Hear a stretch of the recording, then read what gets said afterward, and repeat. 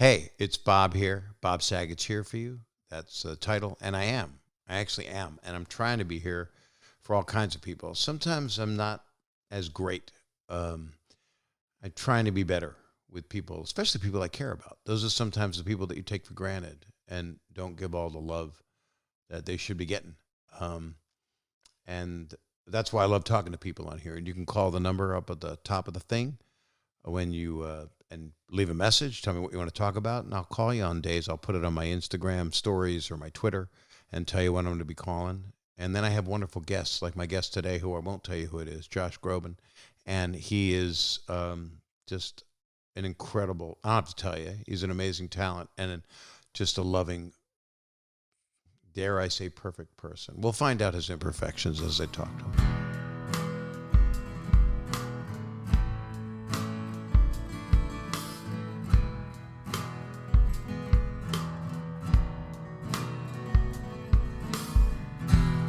What's interesting is I made a mistake, and it's hilarious, and I'll never forget that I did it, and it's a life lesson. A lot of people say stuff that's not true, and they'll say, "Oh, I'm friends with so and so," and they will. Then you find out they don't even know the person. I was watching Bowfinger the other night with Steve Martin and Eddie Murphy. As you do, great movie. It just happened to be on, and I wanted to watch it, and they're both amazing because it's Steve Martin and Eddie Murphy, and it's all a lie. He's not really. It's like the producers. He's not doesn't have legal rights to film Eddie Murphy as a director, and he makes this fake movie, and it turns out to be. I won't give away the ending, but anyway, somebody for those in the audience who've not yet watched Bowfinger, the last thing we want to do is spoil the ending of that movie here on the podcast. Well, the end of The Empire Strikes Back is. I do think there's an unwritten rule about how many years can pass before it's okay to just start talking about. Is that the one with the mind head where he goes to the kind of the it's the spoof on Scientology a little bit. It's the you remember a mind head? Oh yes, that was it. Right, yeah. That's so great. And it was Terrence Stamp. Is that his name? It was an actor. He played a villain in a lot of great movies. British actor, great character actor, brilliant actor. Yeah. 5 things came to mind just now. One was to finish the one thought that we have a mutual friend, Ben Folds, who we've been both treasure, and I met you after one of his concerts, and then I don't know how did I do this. I told someone that you and I were friends. Mm-hmm. It might have been in the press. I don't know. And then I ran into you at an airport, and I said, I'm so sorry that I said we were friends. We're not even acquaintances. We met after a Ben Folds concert, and that's called honesty. That's called you make a mistake and you admit it. We don't live in that world right now.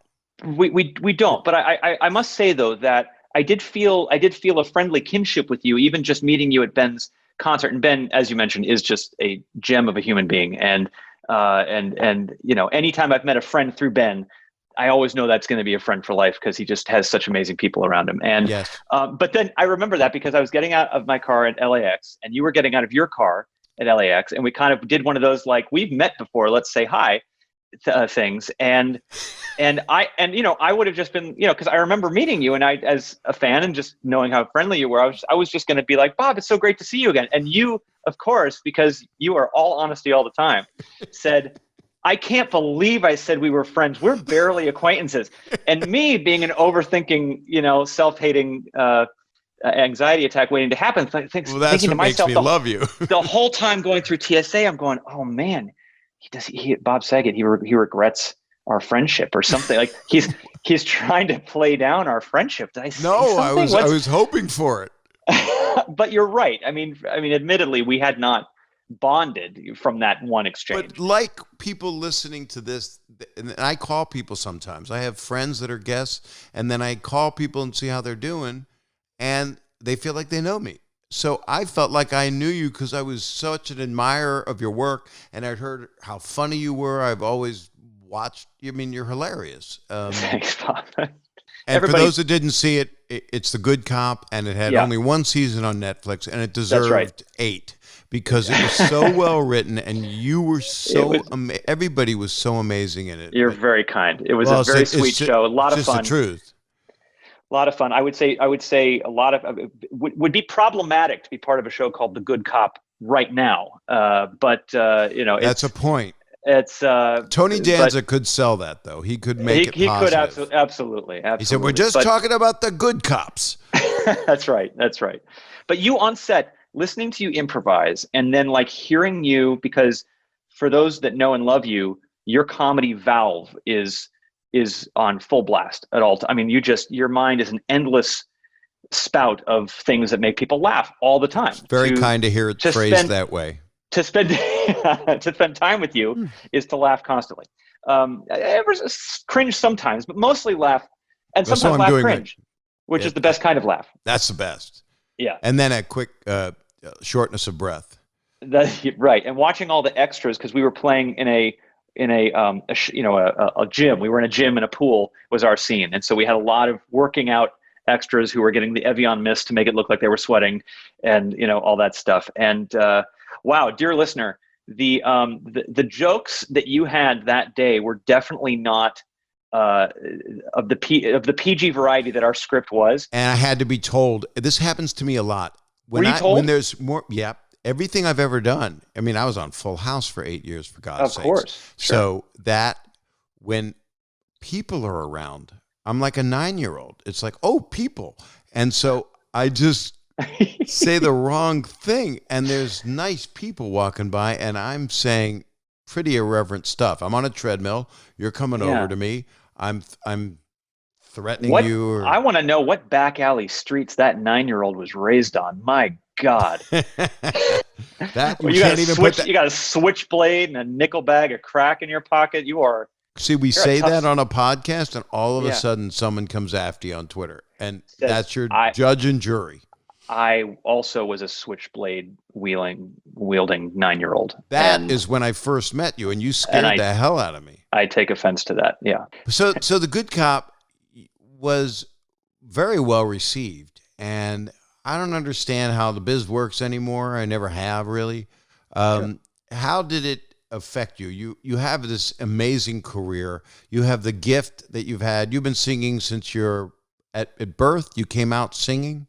Singing for me was something I did just for fun, like in the privacy of my own bedroom, because I was not, I was an extrovert. I was an introvert with an extroverted voice. I had this big booming voice, and I loved to sing big songs, but internally I was always very, very shy and very insecure about it. So I did sing my whole life. My mom was an art teacher before she kind of, decided to just take care of us. We were very lucky that she became full-time mom. My dad was a jazz trumpet player before he went into business and became an executive search recruiter, strangely. And so, but they both had artistic sides of them. So as a kid growing up, again, very lucky growing up in Los Angeles, they would take my brother and I out to see a lot of things. And, whereas everybody else was just kind of humming and, the show tunes afterwards, I would go back and I would learn them. And I wanted to be that character that I would see on stage.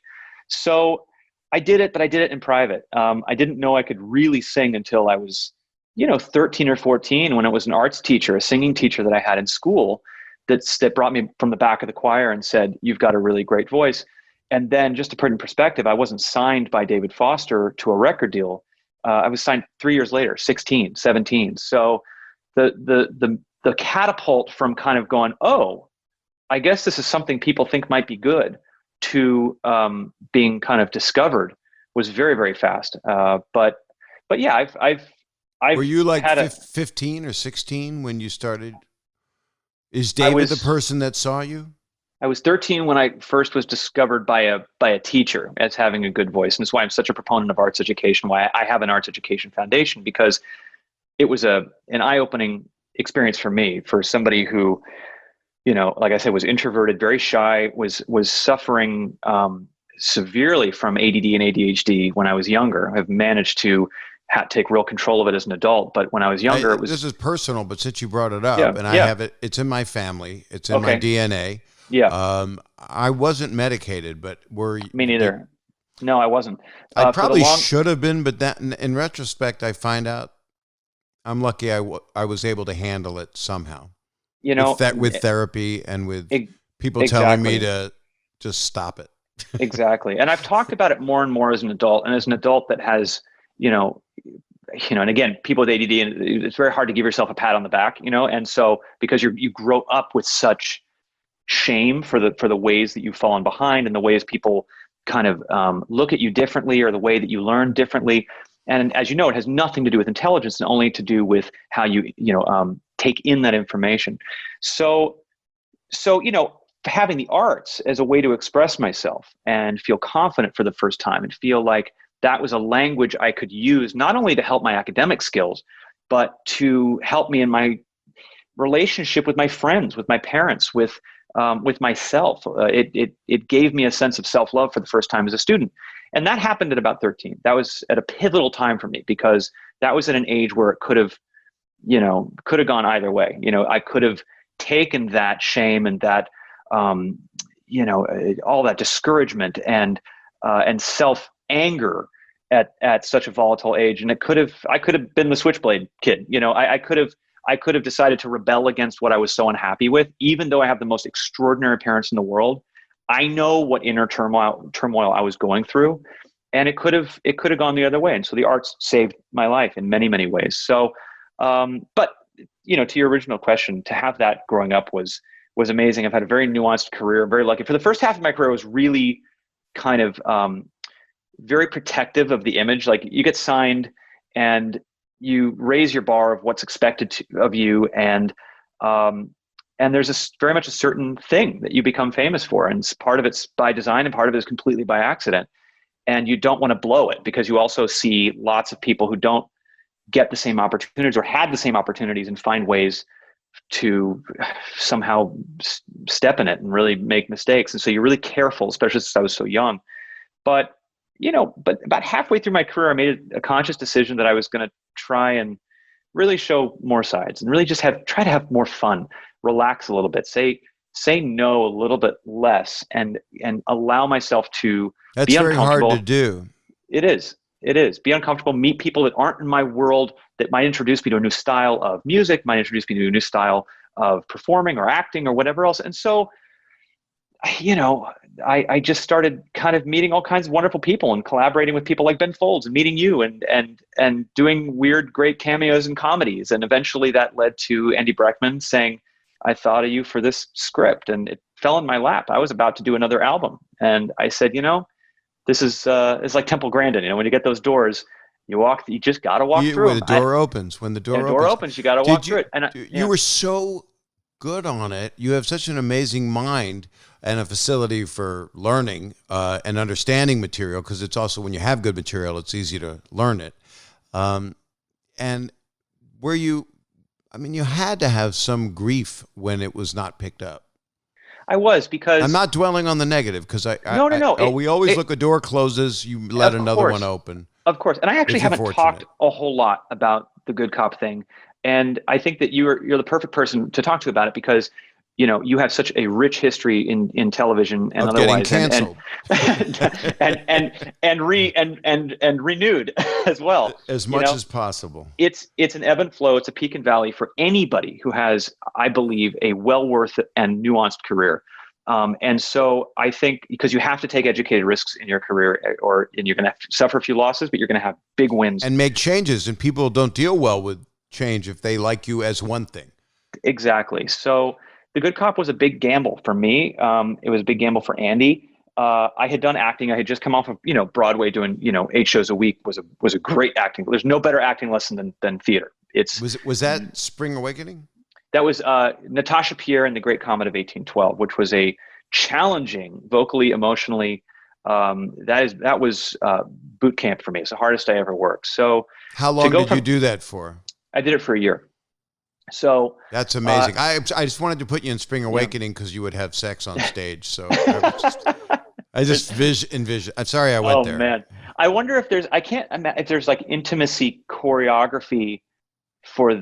We had to do fight choreography for Great Comet, and so if you have fight choreography, you have to show up to set 30 minutes before call, so that you run your fight in slow motion. I did that in Hand to God when I came in. Right. And that was you have to show up to make sure you're on point. That your choreography is right, because I never got it right. Scenes, yeah, you never did. Oh well. No, I mean I never hurt anybody. So that's the important and thing. It was physically hard stuff to have a fight and to overpower someone. I was supposed to overpower one of my students. Well, you let them take it. I think what the audience isn't seeing is how much inertia and energy the other actor is putting into it. And so you're looking like you're really tossing this guy around the stage, and really in reality it's their core strength, doing all the work. And you learn that from stunt people and all that. I learned that on the set of The Good Cop. I got to do all my own stunts on The Good Cop, which was a lot of fun. I got to fire off blanks and run through obstacle courses, and had a fight in a kitchen and had to be tossed around. My L4, L5 still shot to hell because of that kitchen fight. I'm sorry. So yeah, I wasn't there. It's also just turning 40. It's all one and the same. But I'm a little older. I'm 40 plus. 41, 42 and a half. But I was bummed. And I'll tell you why. Because when besides the obvious reasons, of course, if you put your time and energy into something, as you know, hour-long single cam is a big commitment. It's a lot of time on set. It's a lot of time with your fellow actors, your crew, the people who created it, and you feel like you've all been given a shot to do something interesting, to do something fun that people would enjoy. And of course, naturally, you're in a bubble. You're biased. You're in it and you're going, this is great. The people are going to love this. And I've had this experience. It was a great show. I totally believe that. And we were so thrilled for the reviews that were fantastic. We were thrilled, and we believed them. I think what wound up happening, and again, no fault of anybody's, it was at a time when there was a lot coming out on Netflix. We were released during I think there have been a couple kind of Netflix content explosions where everybody was saying, I have a Netflix show. And everybody was going, oh my God, you have a Netflix show? That's extraordinary. But it felt great to say it, but you knew you were also one of, $7 billion spent of content that was being created by this juggernaut. And so, while we were excited to be in our world and we had a great budget, and Netflix took such good care of us and were super supportive, we also knew we were going to be released with a lot of very edgy material. We were kind of a network style procedural on a streaming platform that everybody wanted to see the next true crime, death photos. And so I can't watch that stuff. It was at a time where it had a hard time finding its groove, and had it been on, a network show or something like that, maybe it would have been different. But the real reason that I was bummed about it was because all of us were able to see in hindsight where it was great, where we could improve. Any show has that, where you end a season and the actors are all sitting around going, I can't wait to improve on X, Y, and Z if we get the next shot. Right. That's how shows evolve. Some of my favorite shows, I didn't necessarily love the first 5 episodes ever. Exactly. I went through that. Go ahead. Yeah, go. No, please. I was just going to say with Succession, which I got obsessed with, the first 4 shows, I was like, what? Everybody I would call slow burn would say, stay with it. Don't be a fool. And it was absolutely very rewarding. There's a few shows I felt that way about. Russian Doll was one of them, where it's just, I stuck with it. And I have one of those. My wife's out of town. Is it are we talking about the ones, the babushkas, where you get to the little tiny one in the middle? Yeah, exactly. You just gotcha. undo them. Yeah, nothing lascivious about them. No, that's what the smallest one comes with lube. My favorite thing about our dynamic is I like to G-rate you set up an R-rated volleyball, and I'll slam down the G-rated spike. And we need that.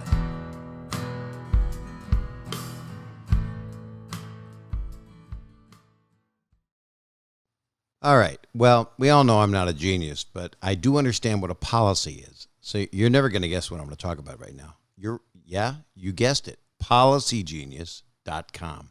Okay, let me explain what this is.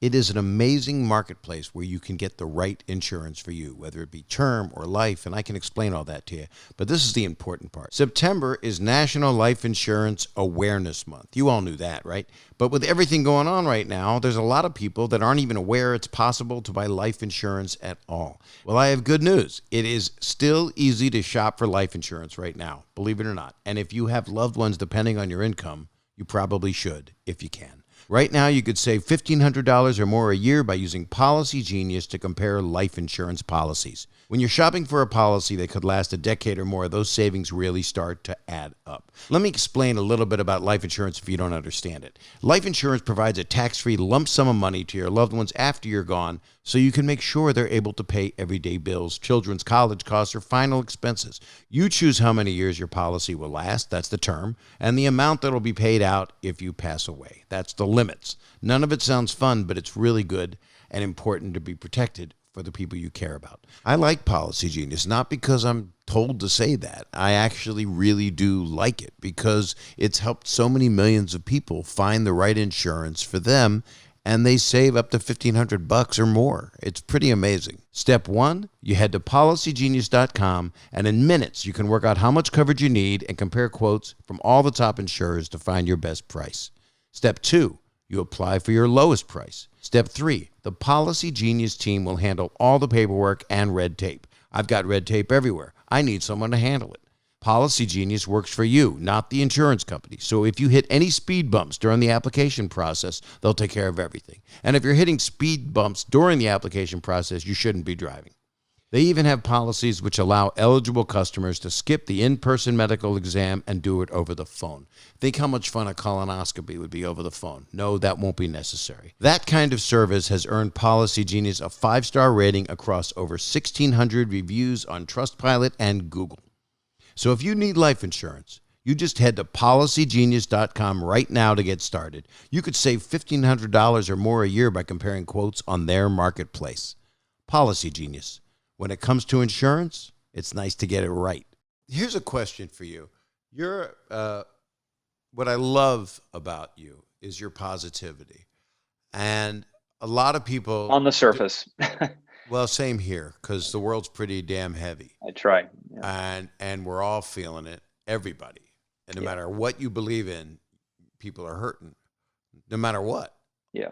And obviously it all has to somehow magically turn into a discourse and people come together and all those things that are probably impossible from humanity ever. Sure.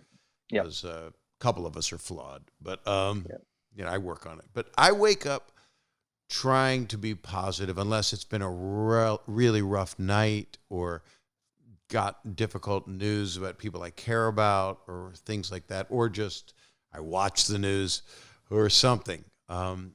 But what I adore about you, and Ben Folds has it, and most of my friends have it, even people that are journalists that are in this world that have to do this for a living and look at it all day long. God bless them. I don't know how they do it. How do you stay positive? It's your nature, I think, isn't it? I try, I feel so lucky that I have art to experience as a fan, to listen to, that I have a piano that that I can sit at and get that out and express myself that way. To have, honestly, like, this Zoom is we're podcasting, but we're also Zooming. I can see your lovely face. Is so important, for those listening, to make the effort to reach out and say, hey, you want to FaceTime and catch up? Hey, let's get on FaceTime and watch a movie together or something. I've been doing that. I've been hanging out with a couple friends. Yeah, it's the kind of thing I took for granted when we could all just go down the road and get a drink. And, we're social creatures. And even I say I'm an introvert, but we all need that connectivity. And so, I appreciate so much your kindness and your kind words. But when I'm not, we all have those times, especially right now, where we're offline, where we're alone with our thoughts, and it can get dark. And it's important that you take those little steps just to reach out. It's good for you, but it's also potentially, life-saving in many ways for the person you're reaching out to, who may not have that inner positivity or strength to say, you know what, I need to take that step today. So everybody needs to hear it in some way. Yeah. Everybody, even the people that are out giving empowerment speeches, or I would even argue sometimes, especially those people, because the people that I know that are the most extroverted about positively affecting those around them, that really you say to yourself, man, they thank God for their wisdom and they're lifting my spirits. They must really have their shit together. A lot of times they expel that around them in order to fill a void of some kind of sadness or something that they're missing. And a lot of times I have felt wrongly that the person that is most energized to reach out probably doesn't need to be reached out to as much, because they're fine, they're doing okay. And it couldn't be farther from the truth. A lot of times it's the opposite. So yeah, no, I think I'm you're with right. you. It's the not Tony Robbins specifically, because I don't know him, but I would imagine he wakes up and goes through all human stuff and then goes showtime, and you got to be here. Yeah. I mean, I don't wake up like a robot and just go, all right, let's go tell some jokes. I mean, it's none of us do. We all put on our pants one leg at a time, Bob. I put them on. We all put them. I always said, here we go. Over our heads, arms in the legs, and head through That's the right. zipper. Everybody does that, right? I would say, if anybody's having any kind of mild or not mild depression during these times, get yourself a full-length mirror and do what Bob just said. There is no way you will have a bad day, or at least a bad 5 minutes. Put your arms in the legs. Put your arms stick through your the head. legs. It has to be a tiny head. If the buttons closed, or the snap or whatever the heck you have in your pants, you have to have like a 4-inch circumference head. I mean, maybe just designate a pair of pants to tailor for your head size. That's brilliant. And make a bigger zipper, maybe one that goes all the way around to the back. Hey, listen. So Sharks, we got three things for you, Sharks, today. Yeah. I can't imagine that not being a good time. Will you go on Shark Tank with me, both of us? And I present it all, and you just go, what Bob is trying to say. And which I will explain further in song. Yeah. Do you get asked to sing constantly all the time?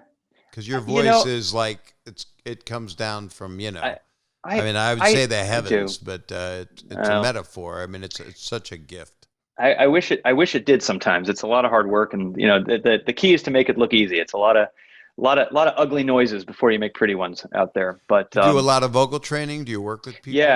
Yeah, I try. Everybody hates warming up and doing practice exercises and things like that, but it's important. I've got a great voice coach. Her name's Kristen Blodgett. She's out of New York, and she's also a music director. And she really kind of, I went to her at a time when I was having like kind of a little bit of an existential crisis about my voice. I was feeling a little like wound up, and I'd been singing, so much since I was 14 years old, just endlessly. And I didn't need to get my voice back in shape. I needed to get my mind in shape, because I started to get mushy about my drive and my focus and my purpose as a singer.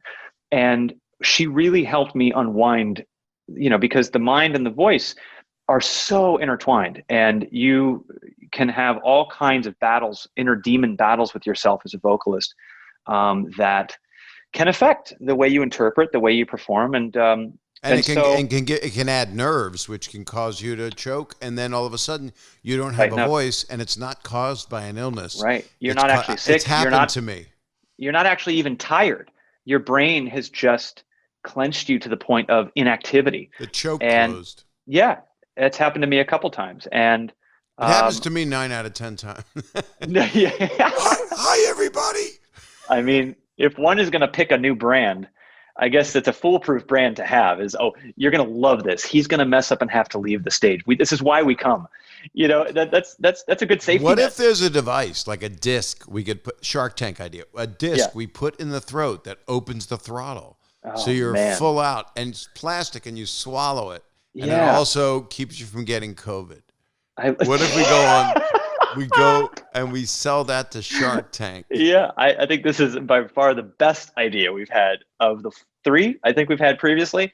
This is the one I'd run up the flagpole. Something you swallow that will just it has to be stitched. It has to be put there. Well, it would be some kind of bionic surgery to have. I imagine that for any kind of vocal competition, it probably would not be allowed. They'd want you au natural. But Yeah. For those of us that wouldn't have a problem juicing up, so to speak, with this procedure, it opens you right up, and then we put Fauci's whatever the vaccine is from Operation Warp Speed. If we he just doesn't dip get it. fired, I mean, We just dip it. What if they decide to fire him and just have somebody from some drugstore be the person? I was really trying to stay positive. Sorry. Bob, I forgot. I've had another little mini anxiety attack. I've met him. I met him years ago at the NIH because I do my benefits for scleroderma. Oh, sure. And he was trying to help the founder, Sharon Monsky. Yeah. And at that time, he had done so much work for HIV that was so amazing. Yes. Which was introducing the cocktails for it. Yes. And he was so charming and such a good man. I'd pretty much do anything he said. He's a good person. He's brilliant, and he's charismatic. All the things that Trump hates around him.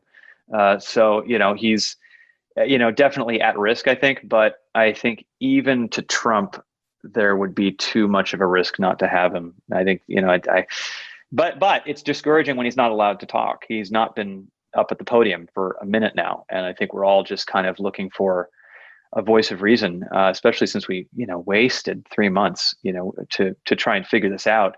And now we're slowly opening back up and things are getting worse than ever. We just want direction. But, I love One Direction too. We just want, yeah. Can I ask you a question? Yeah. Yes, please. I like him because he's positive, but what does Harry Styles do? Interesting question. He's a good singer, right? He is. He's a great singer. I actually like his songs a lot. Yeah. All right. Because I wasn't sure, because I haven't really sat down. I've never seen him in concert, and and people adore him, and he is adorable. He is. Oh yeah. He's a handsome man. There's no question. Yes. He's infuriatingly good looking. And he's very positive. He puts off a very fun vibe. I agree. I think that's a big part of the package. Right. So I need to listen to his music more. Yeah, boy, I didn't think that defending Harry Styles would be one of the. I didn't prepare for this topic today, Bob. But I retracted my you having to defend him because I was. But while we're gladly talking about it, I will say that I assume I've never been in a boy band, but I would assume that talk about losing your identity. It would be very, very hard to find your way artistically. Certainly in said band, when you have fans that talk about fans wanting you to stay a certain way, getting obsessed with the way you are on your poster, but also just because you become such a cash cow, I would imagine that there's that pressure. You called Harry Styles a cow? Yeah, just don't quote me on that. That's the soundbite. For the last time, it's out of context. He's right. So he's wonderful, and I should take in his music. Yeah, and I'm ignorant for not having come to the program. He's becoming a really wonderful solo artist, and I think his songs are great. And I think his message is really forward and positive. So I'm with that. All for Harry Styles. All right. Well, I'm glad that was the biggest issue of the day. That's where I went to a think tank to come up with that stupid nonsense. It should be a recurring question for all your guests with maybe a jingle. How do you feel about Harry Styles? And just you ask each person, a separate question about Harry Styles. I'm for it. Glad we could get it started. I vote yes on Harry Styles. Good. I vote yes too. I too. have 2 thumbs up. Good. I think it's time for a break so I can regroup my brain. I need to just get some protein in my head.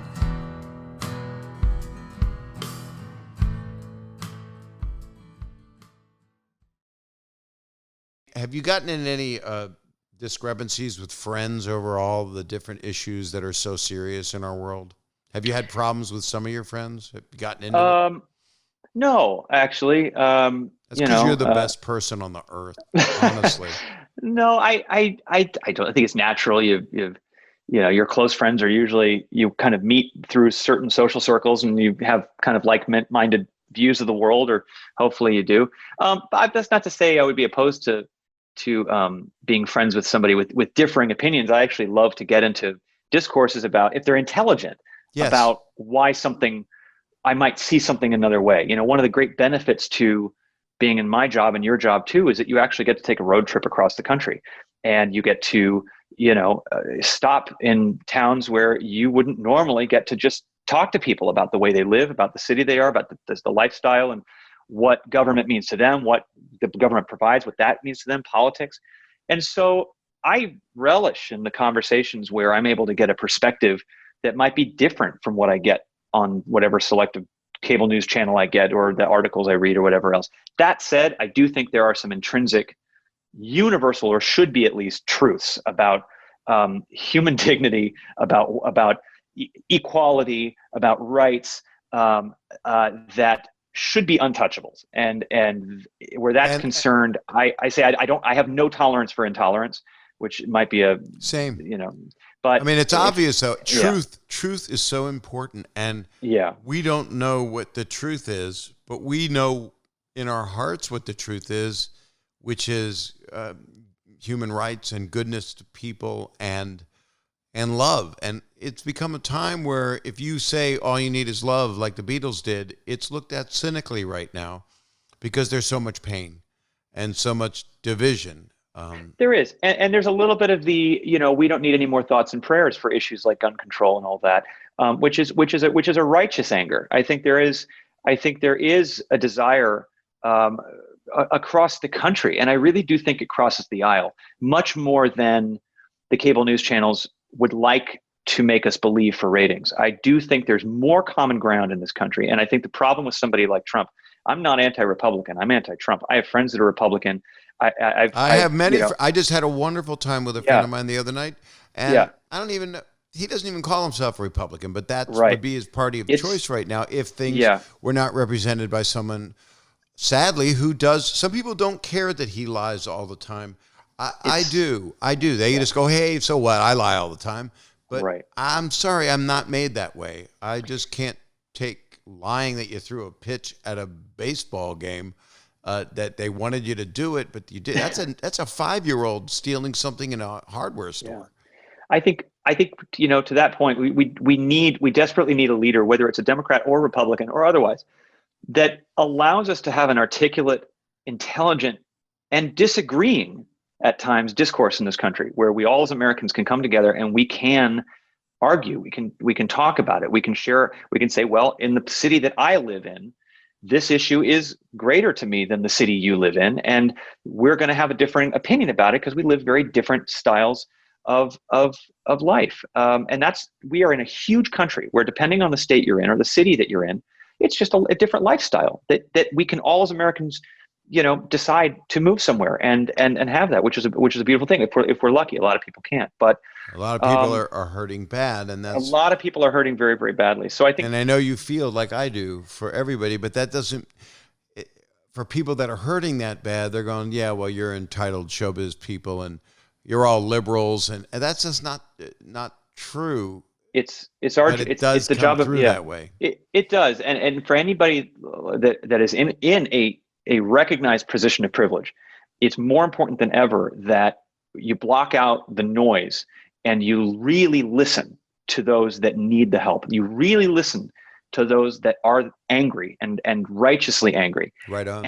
And do what you can to just say, I'm here, I'm listening, and activate me as an ally to your cause in whatever capacity you need. I feel like the fact that we don't have a day where everybody can guilt-free, without a ding to their paycheck, take off work to make the most important decision the country will have. Is extraordinary. We don't have that, but it might have to be 2 days of voting so that people, especially during COVID, that would be a good federal law, if that makes any sense. I don't know if it's a good idea or not. But it's a Shark Tank. We'll bring it up at Shark Tank. We'll bring it up. Yeah. Again, our ideas are getting better, I have to say, as our conversations going on. Better than me wanting to put like a throat thing in a disc. That's I'm starting to think all of them. Yeah, I don't think we're back in the green room having these ideas, but they're good ideas. I posted Obama's John Lewis eulogy, which was, I felt, extraordinary on its surface, because what an eloquent, incredible speaker, as there have been many Republican eloquent and great speakers. But the fact that he was honoring John Lewis's legacy by stirring up a little politics about how we need to fight for voting rights, which was John Lewis's final wish. I've spent my life going to funerals. Okay, Since I was young, people were dying. And any ones that I've spoken at of people that I knew very well, I thought, what would they want me to say? And that's what Obama did. What would make John Lewis happy right now is to keep his memory alive by saying exactly what John Lewis would say. Obama's much too smart to have not done that. He used it as a political platform. How dare he tarnish the name of John Lewis and politicize it?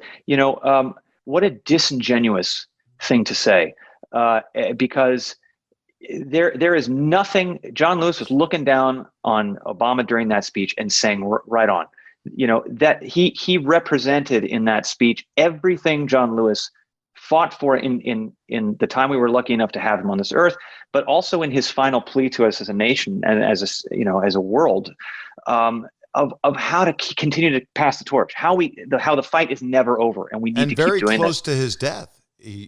Absolutely. So no, I'm quite over the disingenuous. We can't politicize when a school is shot up. We can't politicize a message of somebody who that's all they fought for at their funeral. No, politics are people. Politics are about people. And it's disingenuous. They're supposed to be representing what people need, but different people need different things. In some places, that's very true. The gun thing, I can't even go there. I mean, I know that. I just know if I have a gun, I'm the one that's going to get shot. I just know that. That's how I work. The doorbell rings, I shoot myself. It's just, someone's at the window, I shoot myself. That's your Second Amendment right to decide to decide, sure, but to decide whether or not that is a risk you want to take. And the argument. I'm not saying I don't have a gun in case anybody really loves them, but I'm just saying if I did have a gun, I'd be really good on the witness stand. We can all agree that might be a huge mistake. Yes. So my wife would shoot me. Bob, I hear something in the house. What? Yeah. Bam. Bam. Yeah. I'm just on the wall. Well, there's no question they're dangerous, but I have a back scratcher by the bed. So if anybody breaks in, I give them a quick little scratch and they calm down. Then you get the burglar to say, all right, you did mine. I guess I'll scratch yours. What do you say? With the butt of my gun. Yeah. While his partner in crime is putting all your silver spoons into a giant sack. That's how burglars operate now, right? I watch all the movies. Sacks with silver spoons from the 30s. My last burglar reference in pop culture was Home Alone. So I don't know. I imagine they. You just hit them with a can of paint. They're done. They wear a Hamburglar kind of mask and they go in and their partner goes in and does a bunch of back scratching and the other one is putting the fine china into a giant sack and hoisting it over his back. Yeah. I don't want to, you only see me from here, so I don't want to talk about a giant sack, but as you get older,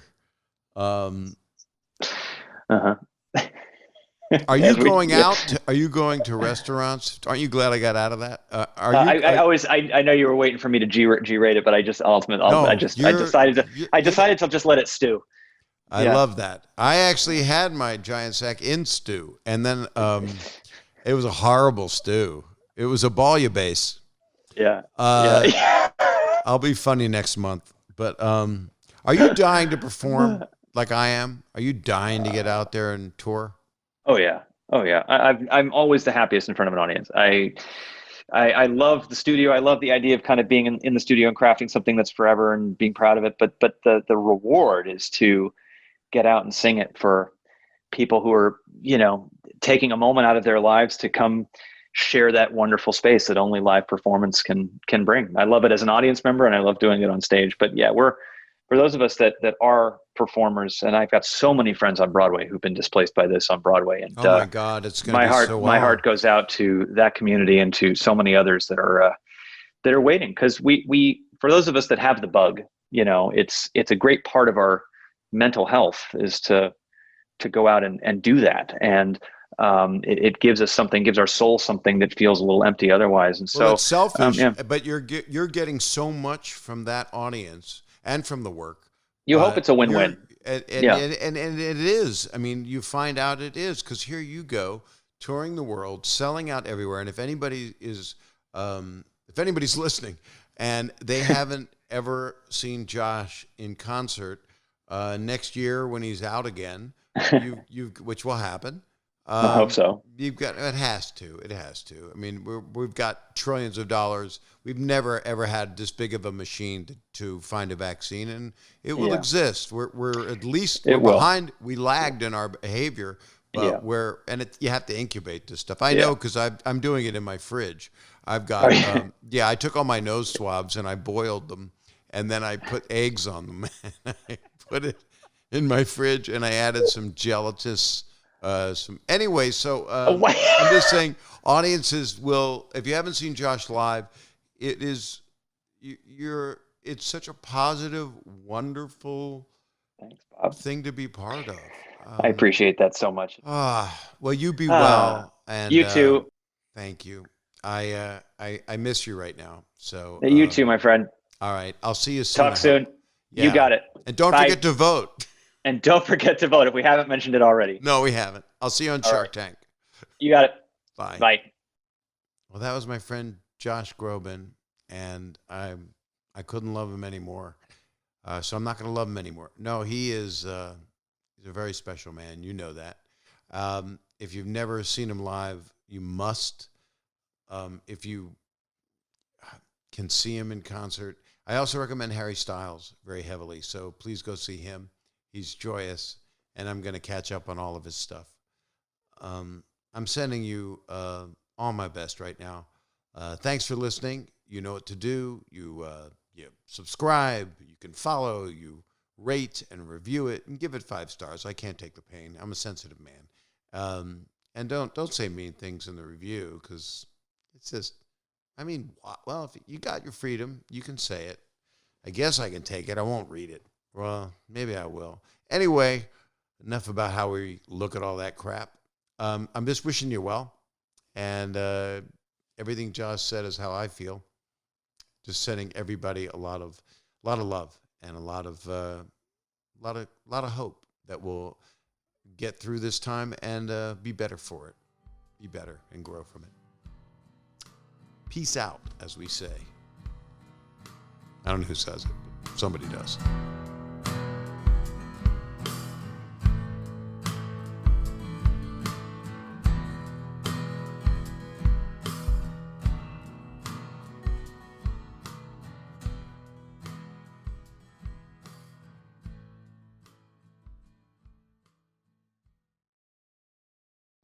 All right. Well, we all know I'm not a genius, but I do understand what a policy is. So you're never going to guess what I'm going to talk about right now. You guessed it. Policygenius.com. Okay, let me explain what this is. It is an amazing marketplace where you can get the right insurance for you, whether it be term or life, and I can explain all that to you. But this is the important part. September is National Life Insurance Awareness Month. You all knew that, right? But with everything going on right now, there's a lot of people that aren't even aware it's possible to buy life insurance at all. Well, I have good news. It is still easy to shop for life insurance right now, believe it or not. And if you have loved ones depending on your income, you probably should, if you can. Right now, you could save $1,500 or more a year by using Policy Genius to compare life insurance policies. When you're shopping for a policy that could last a decade or more, those savings really start to add up. Let me explain a little bit about life insurance if you don't understand it. Life insurance provides a tax-free lump sum of money to your loved ones after you're gone, so you can make sure they're able to pay everyday bills, children's college costs, or final expenses. You choose how many years your policy will last, that's the term, and the amount that will be paid out if you pass away. That's the limits. None of it sounds fun, but it's really good and important to be protected for the people you care about. I like Policy Genius, not because I'm told to say that. I actually really do like it because it's helped so many millions of people find the right insurance for them, and they save up to $1,500 or more. It's pretty amazing. Step 1, you head to policygenius.com, and in minutes you can work out how much coverage you need and compare quotes from all the top insurers to find your best price.